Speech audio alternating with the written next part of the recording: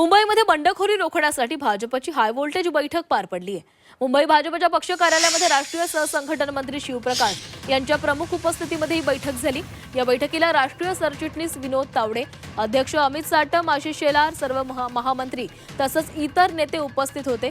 मुंबईत भाजपसमोर बंडखोरीचं मोठं आव्हान आहे, तर कुटुंबातील सदस्यांना उमेदवारी दिल्यानंच नाराजी निर्माण झालेली आहे। आता आपल्या नाराज कार्यकर्त्यांची बंडखोरी मोडून काढण्याची संबंधित पक्षाकडून नेत्यांवर जबाबदारी देण्यात येणार आहे।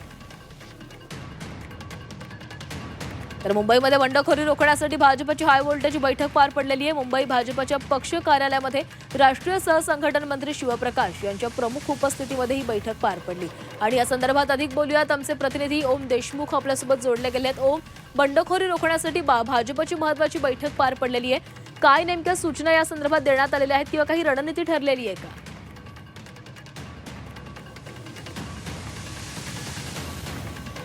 महापालिकेच्या निवडणुकीत निर्माण झालंय। निवडणुकीत अर्ज भरण्यासोबतच उमेदवारांच्या याद्या जाहीर करण्यासोबतच हे दुसरं आव्हान आहे, ते पेलण्यासाठी आता कशा प्रकारे नियोजन केलं जातं या संदर्भात एक बैठक काल पार पडली। स्वतः या सगळ्या प्रकरणाची केंद्रीय पातळीवर दखल घेण्यात आली आहे। भाजपचे राष्ट्रीय सहसंघटन मंत्री शिवप्रकाश यांच्या नेतृत्वाखाली ही बैठक पार पडली, ज्याला अनेक महत्त्वाचे नेते विनोद तावडे असतील किंवा अध्यक्ष मुंबईचे अमित साटम हे सगळ्यांचीच उपस्थिती होती।